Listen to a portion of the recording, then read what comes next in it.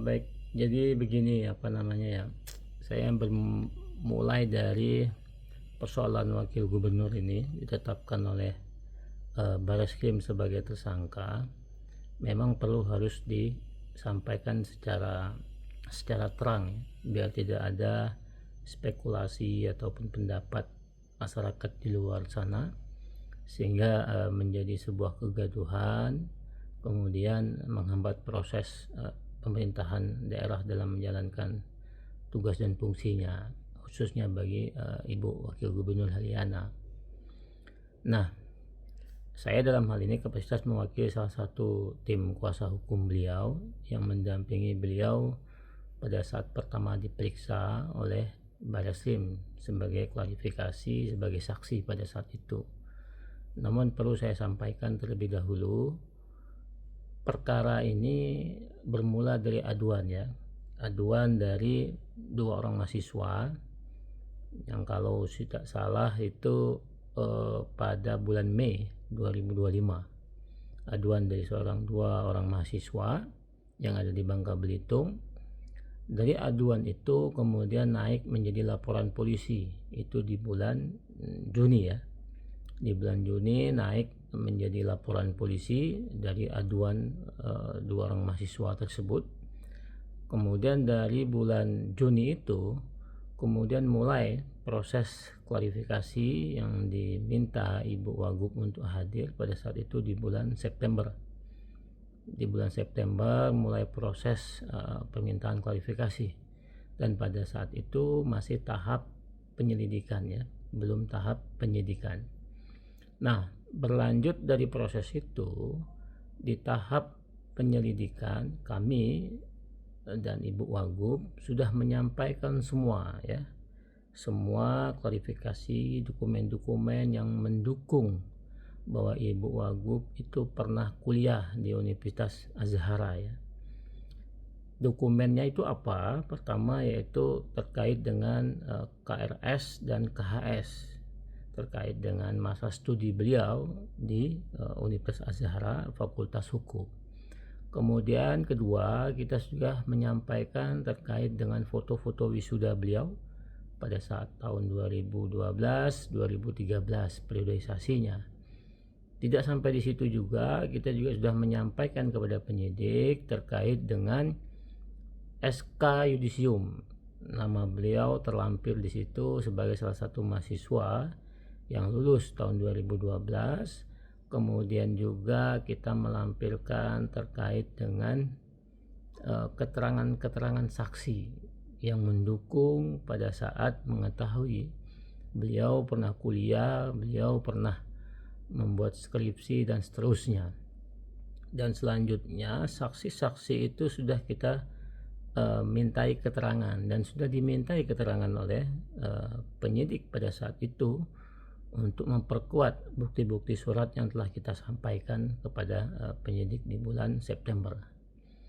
Namun entah kenapa teman-teman penyidik kemudian menaikkan perkara ini ke proses penyidikan yang menurut mereka sudah ditemukan dua alat bukti, kan begitu ya.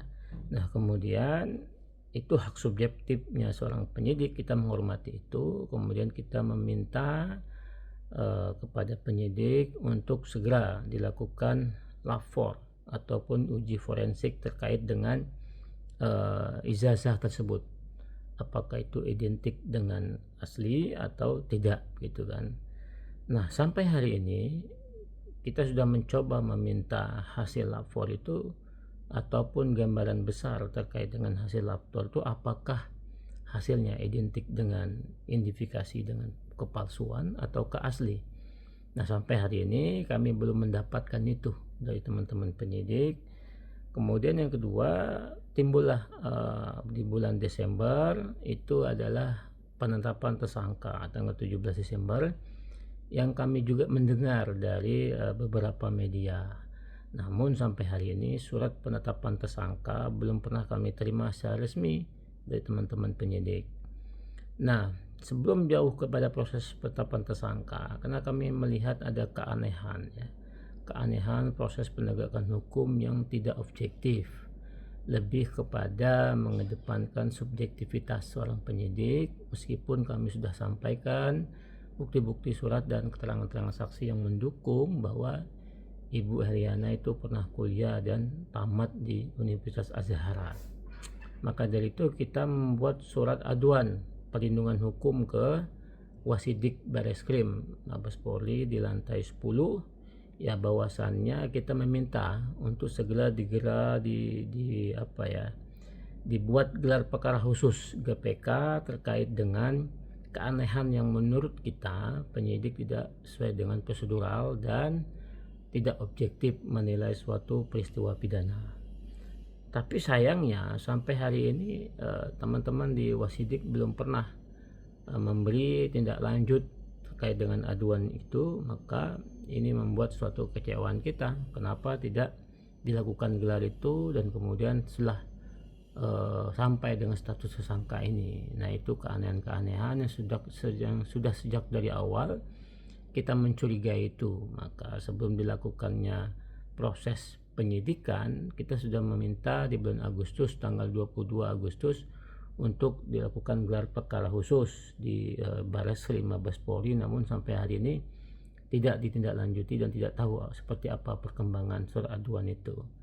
Nah, maka dari itu rencananya Ibu Wagub akan dimintai klarifikasi pada tanggal 29 Desember tahun ini, namun karena ini ada akhir tahun dan ada kesibukan keluarga menjelang akhir tahun, maka kita minta tunda di bulan Januari, di awal tahun, ya, supaya semuanya bisa dihadapi dengan tenang oleh Ibu Wakil Gubernur. Nah, kemudian pasti kita akan melakukan hal-hal yang menurut kita normatif harus kita tempuh. Ya, barang tentu hal-hal normatifnya kita mempersoalkan terkait dengan status tersangka tersebut, yang menurut kita sejauh ini tidak sesuai dengan peraturan perundang-undangan, peraturan Kapolri, apalagi dengan KUHP yang baru nanti berlaku 2 Januari.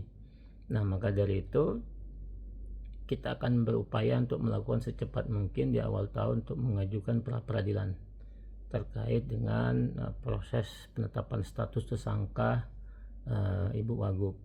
Tidak hanya itu juga, kita pasti akan melakukan upaya gugatan ke pengadilan terkait dengan perbuatan melawan hukum Universitas Azhar dan PD Dikti, yang menurut kita mereka tidak cermat dan lalai dalam melakukan input mengenai status kemahasiswaan beliau, yang mana kesalahan input itu dijadikan bukti utama bagi pelapor untuk menjadikan beliau sebagai tersangka, dan celakanya itu diaminkan oleh teman-teman penyidik.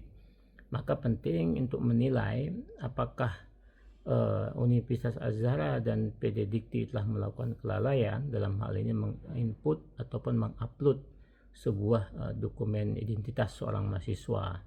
Nah, maka harus diuji di pengadilan perdata. Itu tahap-tahap yang akan kita lakukan, dan barang tentu nanti itu akan kita mulai di awal tahun 2026 nanti. Nah, namun sebetulnya penetapan tersangka ini kan sangat menjanggal dan aneh. Katakanlah seorang wakil gubernur merupakan, seandainya lah ya, contohnya ijazah itu adalah ijazah palsu, ya. Namun kan penetapan tersangka tidak bisa berdiri sendiri. Mana mungkin seorang Ibu Heliana, dia yang menciptakan, dia yang mencetak, dia yang mengedit, kemudian dia yang menerbit, kemudian dia yang menggunakan.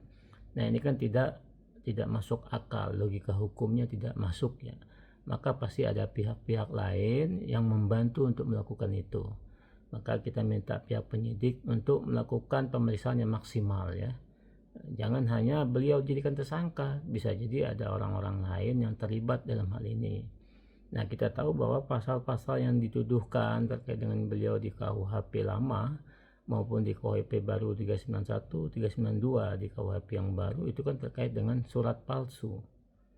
Nah, surat palsu ini kan ada 3 yang dipersangkakan dalam norma itu. Pertama, siapa yang membuatnya; kedua, siapa yang menggunakannya; ketiga, siapa yang menerbitkannya. Nah, jadi kan tidak bisa satu orang itu melakukan ke semua peristiwa itu.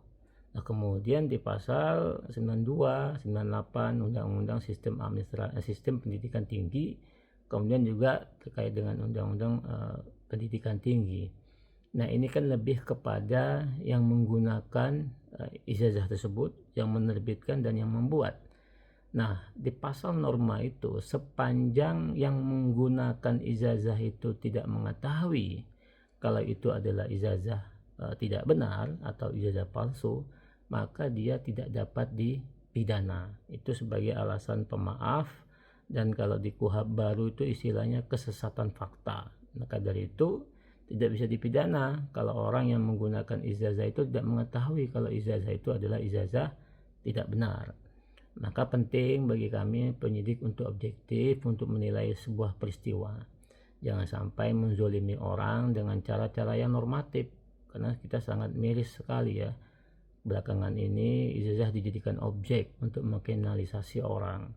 Maka penting ke depan untuk melakukan hal-hal perubahan, apalagi Polri sekarang ini kan disorot dalam hal reformasi Polri. Jangan sampai masalah ini nih jadikan sebagai alat untuk menzolimi orang. Begitu ya dari saya, terima kasih.